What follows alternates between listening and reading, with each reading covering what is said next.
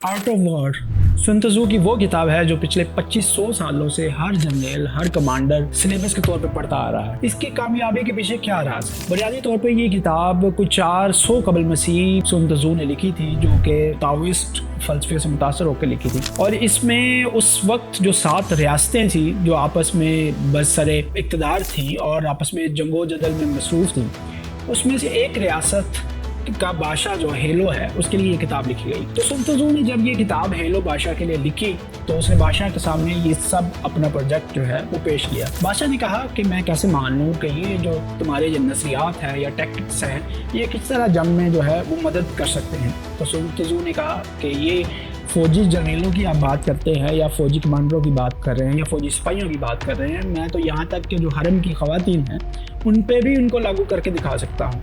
तो बादशाह ने कहा कि अच्छा फिर ये जो ख़वातीन हैं इन पे करके दिखाओ कि किस तरह ये असूल जो है इन पे लागू होते हैं। तो सुन त्सू ने तमाम जो ख़वातीन थी हरम की उनको इकट्ठा किया और उनको मुख्तलिफ अहकामात दिए। ख़वातीन को कहा कि दाएँ मुड़ो, वो हंसना शुरू हो गई, किसी ने उसकी बात को संजीदा नहीं लिया। फिर उन्होंने फिर थोड़ी देर बाद ख़वातीन को कहा बाएं मुड़ो, वो फिर खिलखिला के हंसना शुरू कर दी और किसी ने भी फिर उनकी बात को संजीदा नहीं लिया। तो सुन त्सू ने ऐसा किया कि उनमें से एक खातून को कमांडर बना दिया और उस कमांडर को कहा अगर तुम्हारी बात ये लोग नहीं मानेंगे तो मैं तुम्हारी गर्दन उड़ा दूंगा। तो अगली बार जब उसने कोई हुक्म सादर किया तो उसने भी आगे से हुक्म दिया, लेकिन ज़ाहिर है ख़वातीन ने फिर इसको संजीदा नहीं लिया और फिर वो हंसी मजाक में पड़ गई।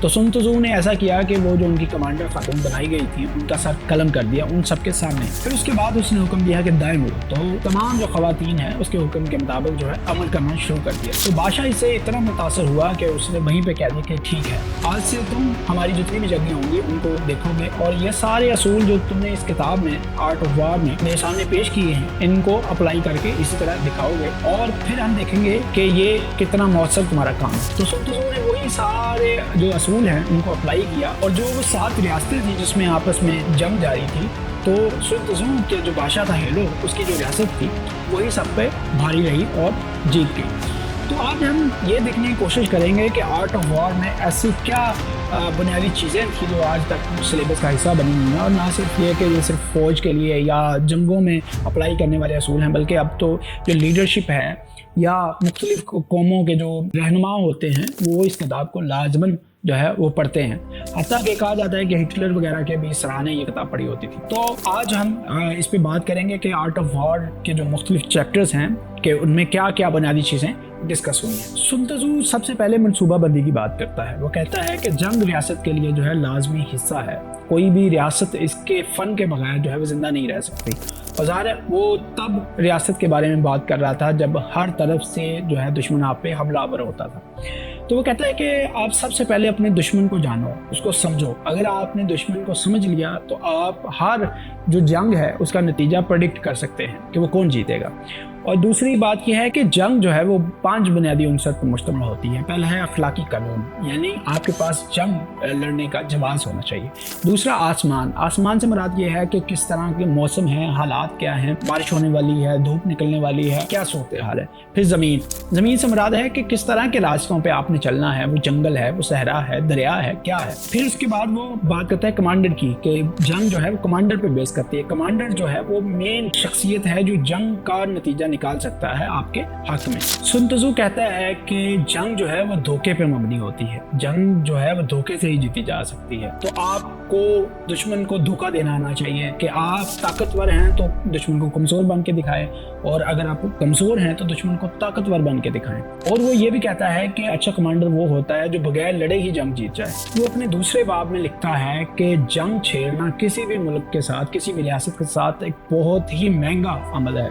महंगे अमल से ये मुराद है कि इसमें बहुत सारे जो माली वसाइल हैं, जानी वसाइल हैं, वो इसमें खर्च होते हैं। तो आपको सबसे पहले ये सोचना चाहिए कि क्या ये जंग जो मैं लड़ने जा रहा हूँ ये वर्थ इट है या नहीं वर्थ इट, क्योंकि आपने पूरी कौम के वसाइल को इसके अंदर झोंकना होता है। वो कहता है कि अच्छा कमांडर वो है जो ज़्यादा वक्त ना ले बल्कि कम से कम अरसे में जंग को एक नतीजे तक पहुँचा दे, क्योंकि आपके माली वसाइल इसमें जो है वो खर्च हो रहे हैं। अगर आपने कोई मुहिम लेके जानी है, कोई फ़ौज लेके जानी है, वहाँ पर पड़ाव करना है, फ़ौज ने कुछ खाना पीना है, वहाँ पे माहौलियात को बर्दाश्त करना है, धूप है, सर्दी है, या बीमारी है वहाँ पे, तो इन सबको उसने बर्दाश्त करना है। तो जंग को जल्द अज जल्द जो है अपने नतीजे की तरफ बढ़ना चाहिए। अच्छा कमांडर वो उसे ही मानता है जो जंग को जल्द अज जल्द नतीजे पे पहुंचाए, क्योंकि जंग अगर ज्यादा दिनों तक चलेगी तो इसका एक माली बोझ अवाम पे भी पड़ेगा और हुकूमत पे भी पड़ेगा, और अवाम पे ज्यादा से ज्यादा टैक्सेस लगेंगे, और ऐन मुमकिन है कि बादशाह के खिलाफ कोई मुहिम शुरू हो जाए और लोग जो है बादशाह के मुतल्लिक कोई बातें करना शुरू कर दें या रियासत के मुखालिफ हो जाएं। तो इस चीज को भी अच्छा कमांडर जो है वो पेश नजर रखता है कि जंग को ज्यादा दिनों के लिए तवील नहीं खींचना चाहिए,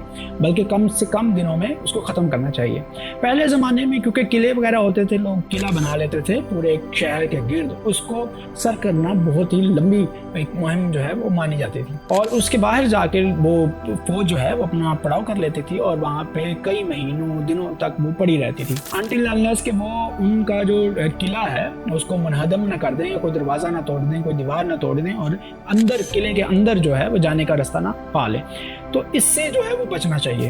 तो इस तरह का टैक्टिक्स अपनाने चाहिए कि कम से कम दिनों में आप जो है दुश्मन को ज़्यादा से ज़्यादा जो है मफलूज कर पाएँ और जंग का नतीजा जो है वो आपके हक में हो। तीसरे चैप्टर में सुन त्ज़ू इस बात का तज़किरा करता है कि किस तरह से हिकमत आपको एक बहुत बड़ी सपोर्ट जंग में दे सकती है। आपको सबसे पहले दुश्मन को समझ लाना चाहिए कि दुश्मन क्या जो चाले हैं वो आपके खिलाफ चल सकता है, और उसके मुताबिक ही आप अपना लाएअमल जो है वो तैयार करें। मिसाल के तौर पे अगर आपके पास फ़ौज कम है तो उसके मुताबिक आप अपना हमला करें या डिफेंस करें। अगर आपके पास फौज ज़्यादा है तो फिर भी आपको हिकमत अमली से ही चलना चाहिए और दुश्मन के इत्तेहाद को कमज़ोर करना चाहिए। अगर दुश्मन के साथ मुख्तलिफ अलाइंसेस जो है वो मिले हुए हैं, मुख्तलिफ कबीले मिले हुए हैं, मुख्तलिफ ममालिक मिल के हमला कर रहे हैं, तो सबसे पहले आपको दुश्मन के इत्तेहाद को तोड़ना है और उसके बाद आप जो है हिकमत के साथ उसके साथ लड़ाई करो। और हत्तल इम्कान अगर आप कमज़ोर हैं तो आप जंग से परहेज़ करें, लड़ाई से गुरेज करें और ख़ुद को स्ट्रॉन्ग करें। खुद को ताकतवर करने का एक तरीकाकार ये भी है कि दुश्मन को कमज़ोर करें, और उसका एक ही हल नहीं है कि बराह रास्त आप उससे दूबदू हो जाएं या पड़ाव डाल दें या उसका मुहासरा करें, बल्कि इसके मुख्तलिफ जो है तरीक़ेकार दुश्मन को कमज़ोर करने के अपनाए जा सकते हैं। तो बुनियादी तौर पे इस बाब में वो ये कहता है कि आपने हिकमत से काम लेना, हिकमत से ही आप जो है वो ये जंग जीत सकते हैं। चौथे बाब में सुन त्ज़ू जो है वो जंगी पोजीशंस के बारे में बात करता है। वो कहता है कि जो अच्छा कमांडर है वो सबसे पहले अपने जहन में फतह हासिल करता है और उसके बाद वो मैदान में जो है उसका अमली मुजाहरा करता है। वो सोचता है और कहता है कि क्या इसमें मेरी शिकस्त का इम्कान तो नहीं है, क्योंकि आपकी शिकस्त से बचाव आपके हाथों में होता है, जबकि दुश्मन को जो हराना है, दुश्मन को जो शिकस्त देनी है वो हालात के मुताबिक होगा कि मैदान में आप किस तरह से उतरे हैं और किस तरह से आपने परफॉर्म किया है। तो बुनियादी तौर पे जंगी पोजीशन में यही देखना बेहतर है कि आप मैदानी सतह पे अगर लड़ रहे हैं तो क्या आप मैदान के ऊपर में हैं या निचले मैदान में हैं, क्योंकि अगर आप मैदान में ऊपर वाली सतह पे हैं तो आप आसानी से दुश्मन पे हमला कर सकते हैं, दुश्मन पे हावी हो सकते हैं, और अगर मैदान में निचली सतह पे हैं तो आपके लिए दुश्मन पे हमला करना जो है वो मुश्किल हो जाएगा। तो आपको अपनी पोजीशन जो है वो इसके मुताबिक जो है वो तय करनी चाहिए। और सुन त्ज़ू ये भी इस बाब में कहता है कि हमला करना जो है वो ताकत की निशानी है और दिफा करना जो है वो कमज़ोरी की निशानी है। यानी इससे हमें ये सीख मिलती है कि अगर आप दिफा करने के काबिल नहीं हैं तो आप हमला कर दें। तो ये भी एक हिकमत अमली के तहत जो है वो माना जाएगा, क्योंकि दुश्मन आपसे ये तवक्को नहीं करता कि आप उस पर हमला कर सकते हैं, तो क्योंकि वो आपको कमज़ोर समझता है और उसके ख्याल में आप हमले के काबिल नहीं हैं, तो आप दुश्मन को सरप्राइज़ दें और इससे एक पोजीशन जो है वो दुश्मन पीछे चला जाएगा, पीछे हट जाएगा और बौखला जाएगा और उसको समझ में नहीं आएगी कि मैं हमला करने की तैयारी कर रहा था, उल्टा इसने मुझ पे हमला कर दिया। तो उसको अपनी पोजीशन संभालने में वक्त लगेगा। उसी से फ़ायदा उठा के आपकी फ़ौज जो है वो आगे बढ़ सकती है और आप फतह के और नज़दीक हो सकते हैं। पांचवें बाब में सुन त्ज़ू तवानाई की बात करता है, एनर्जी की बात करता है। वो कहता है कि बड़ी फ़ौज को कंट्रोल करना भी इसी तरह है जैसे आप किसी छोटी फ़ौज को कंट्रोल कर रहे हैं। हाँ, उसमें फ़र्क सिर्फ इतना है कि आप मुख्तलिफ सिम्बल्स के ज़रिए, इशारों के ज़रिए, कनायों के ज़रिए जो आपकी फ़ौज में आप नज़्म ज़ब्त के लिए तैयार करें उसको इस्तेमाल करें, और बाज़ औक़ात बराह रास्त आप ऑर्डर दें, और ऑर्डर देने में भी क्योंकि आप हालत जंग में है तो उसमें बहुत जल्दबाजी होनी चाहिए, क्योंकि आपको फौरी जो है वो फैसला लेना है और अच्छा कमांडर वही है जिस पे अंदर फैसला लेने की जो है वो कुव्वत मौजूद हो। और इसके अलावा वो कहता है कि आप अपनी जो फ़ौज है उसको नज़्म व ज़ब्त में रखें और मुख्तलिफ सिम्बल्स के ज़रिए उनको कंट्रोल करें, इशारे रखें, तरतीब दें। और इसके बाद जब अगर आपने हमला करना हो तो वो बिल्कुल सैलाब की तरह हमला होना चाहिए। इसके लिए वो एक मिसाल देता है कि मिसाल के तौर पे एनर्जी ऐसे ही है, तवानाई ऐसे ही है जैसे आप किसी कमान पे तीर को रख के खींच दें तो आपके पास तवानाई मौजूद है, लेकिन अगर आप फैसला नहीं करेंगे उस तीर को छोड़ने का तो उस पर अमल नहीं हो पाएगा। तो आप पहले एनर्जी जो है वो हासिल करें, ऐसे ही तीर जैसे कमान पे कसी हुई होती है, उसके बाद अमल करें और फैसला लें और सैलाब की तरह जो है वो हमला कर दें। और हमला ऐसे होना चाहिए कि दुश्मन इससे बौखला जाए और उसको फैसला करने का वक्त ही ना मिले। तो आपकी एनर्जी इतनी स्ट्रॉन्ग होनी चाहिए। और उसमें बाज़ औक़ात आप ये टैक्टिक्स भी अपनाएं कि दुश्मन को शो करें कि आप मुनज़्ज़म नहीं हैं, लेकिन आपको मुनज़्ज़म होना चाहिए। जैसे कि मौसीकी की धुनें जो हैं वो मुनज़्ज़म होती हैं, लेकिन उसी के लिए उसी को समझ में आती हैं जो इन चीज़ों को समझता है या इस पर महारत हासिल करता है, उसको समझ में आता है कि ये धुनें जो हैं वो किस तरह तरतीब दी गई हैं। तो आपकी जो फ़ौज है उसका नक्शा भी वैसा होना चाहिए कि देखने को दुश्मन को मालूम हो कि ये बेतरतीब सी फ़ौज है, लेकिन एक ख़ास तरतीब उसके अंदर जो है वो होनी चाहिए जो सिर्फ आपको नज़र आए, ताकि आपकी जो एनर्जी है उसको ख़ास तौर पे आप इस्तेमाल कर सकें। छठे बाब में सुन तज़ू जो है वो वीक पॉइंट्स की बात करता है कि दुश्मन के वीक पॉइंट्स को पहचानो और दुश्मन को छेड़ो ताकि वो अपने वीक पॉइंट जो है वो तुम्हारे सामने रख सके। और फिर वीक पॉइंट्स को देखते हुए आप अपनी हिकमत अमली बनाएं और उसके मुताबिक जो है दुश्मन पे अपनी मर्जी मुसल्लत करें, अपनी मर्जी के मुताबिक जो है वो दुश्मन से काम लें। और वो ये भी कहता है कि समझदार कमांडर वो है जो मैदान जंग में पहले उतर जाए, क्योंकि वो ताज़ा दम होगा और दुश्मन जो है वो मैदान में देर से पहुँचेगा। तो दुश्मन को आप आसानी से शिकस्त दे सकेंगे क्योंकि वो ताज़ा दम नहीं होगा, बल्कि वो थका हारा सफ़र करके वहाँ पर पहुँचेगा। तो आप ताज़ा दम होंगे, आप फौरी ही जो है उसके साथ जंग छेड़ दें और उसके वीक पॉइंट्स का अंदाज़ा जो है वो करते रहें। उसको लालच दे के करीब लेके आएँ, मसलन कि आप कोई कमज़ोर पॉइंट अपना दिखाएं और वो वहाँ पे आप पे हमला करें तो आपके करीब आ जाए।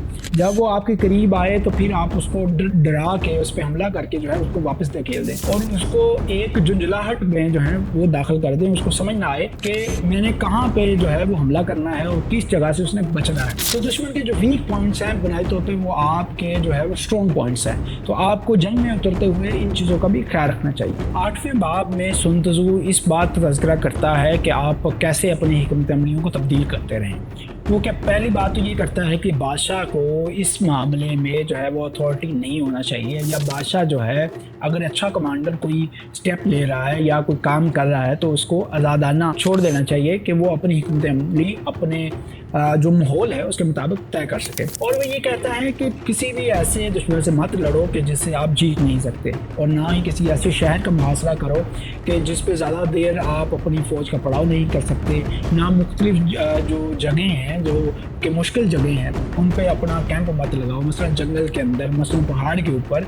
इस तरह की जगहों से जो है वो परहेज़ करो क्योंकि वहाँ पे आपका सर्वाइवल जो है वो मुश्किल हो जाएगा मुख्तलिफ हालात के सबब। और जंग में जो है वो नकलो हरकत करना जो है वो ज़्यादा मुश्किल आपके लिए पैदा कर देगा। तो आप अपनी हिकमत अमलियों को मुख्तलिफ जो हालात हैं उनके मुताबिक तब्दील करते रहें। वो कहता है कि अच्छा कमांडर वही होता है जो अपना माहौल, अपने हालात देखता है और उसके मुताबिक जो है वो हिकमत अमलियों को तब्दील करता रहता है। ना कि वो एक अच्छा कमांडर है कि जो एक प्लान बना ले उसके बाद दूसरे प्लान के बारे में सोचे ही नहीं, बल्कि अपने हालात के मुताबिक जो है इंसान को प्लान जो है अपने तब्दील करते रहना चाहिए। इसके बाद सुन तज़ू 10वें, 11वें और 12वें चैप्टर में मुख्तलिफ चीज़ों पर डिस्कशन करता है। सबसे पहले वो इस बात पे डिस्कशन करता है कि आप जो है वो मुख्तलिफ किस्म की ज़मीनें होती है, हर ज़मीन जो है वो लड़ने के काबिल नहीं होती। आप पहले अपना मैदान देखेंगे मैदान की नोयत क्या है। इसके अलावा जो है वो आग पे बात करता है कि किस तरह आग का इस्तेमाल जो है वो आपको जंग में फतह दिला सकता है। वो कहता है कि आग अगर आप लगाते हैं मसलन तीरों के ज़रिए या मुख्तलिफ चीज़ों से अगर आप आग लगाते हैं दुश्मन के खैमों में तो आप फौरी उन पर हमला कर दें, लेकिन इस तरह के आग से आपको नुकसान ना हो। ज़ाहिर है ये पुराने दौर की बात हो रही है जब जंगों के ये टैक्टिक्स हुआ करते थे। इसके अलावा वो ये भी बात करता है कि अफसर और एक जो आम फौजी है उसका तल्लुक किस तरह होना चाहिए। अफसर अगर बिल्कुल ही नरम होगा तो ज़ाहिर फ़ौज मुंतशर हो जाएगी, कोई भी उसकी बात नहीं मानेगा। اور اگر عام فوجی کو اتنی طاقت حاصل ہو جائے کہ وہ افسر کے مخالف ہو سکتا ہے تو پھر بھی بربادی ہوگی. تو جو افسر ہے اس کو بعض اوقات سختی بھی کرنی پڑتی ہے تو وہ سختی بھی کرے لیکن ساتھ میں نرمی بھی رکھے, کیونکہ اس کے سپاہی اس کے لیے لڑ رہے ہیں اور اپنی جان تک پہ کھیلنے پہ وہ گریز نہیں کرتے. تو ان کے ساتھ نرمی کا رویہ بھی اختیار کرنا چاہیے اور سختی کا رویہ بھی اختیار کرنا چاہیے. اور جو فوجی ہے اس کو بھی چاہیے کہ اپنے خود سے فیصلے نہ لے بلکہ اپنے کمانڈر کی ہدایات کے مطابق جو ہے وہ جنگ میں اترے اور جو ہے مختلف ٹیکٹکس کو جو ہے وہ اپنائے. آرٹ آف وار کے آخری باب میں جو ہے سن تزو جاسوسوں کی بات کرتا ہے. وہ کہتا ہے کہ جاسوس جو ہیں وہ جنگ کا دل ہے, یعنی کہ جو ساری جنگ لڑی جا رہی ہے اس میں فتح اگر آپ نے یقینی بنانی ہے تو آپ کو جاسوسوں پہ پیسہ خرچ کرنا چاہیے اور اس سے کوئی بھی جو ہے دریغ نہیں کرنا چاہیے کہ آپ کتنا پیسہ جاسوسوں کو کھلا رہے ہیں. اور جاسوسی کا پہلا عنصر یہ ہے کہ جو کمانڈر ہیں ان کے جو قریبی لوگ ہیں وہ کون سے لوگ ہیں ان کا پتہ لگانا چاہیے تاکہ جنگ کے اندر جو مختلف چالیں ہیں ان کو سمجھا جا سکیں.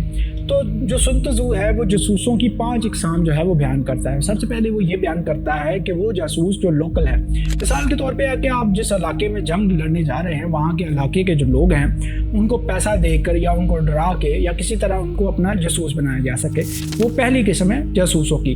اس کے علاوہ دوسرے جاسوس وہ لوگ ہیں جو دشمن کے اندر موجود ہیں, یعنی کہ دشمن کی فوج کے اندر موجود ہیں, ان کو جاسوس بنایا جائے, ان کو جو ہے وہ مختلف انعامات دیے جائیں تاکہ وہ آپ کی فوج میں شامل ہو جائیں.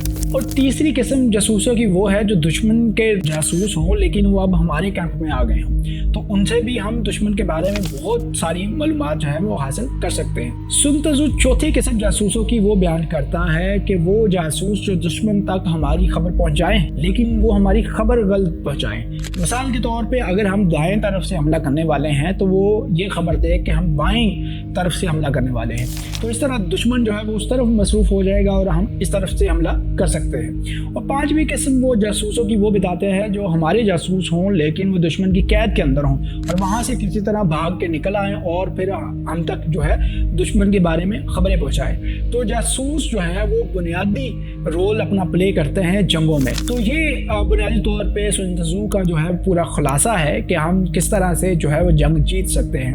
تو یہ مختلف جو ہے اسٹریٹجیز ہیں جن کو عام زندگی میں اپنا کر بھی عام انسان اگر لیڈرشپ کے رول میں ہے یا عام انسان کے طور پہ بھی وہ اپنی زندگی میں جو ہے وہ کامیابی حاصل کر سکتا ہے.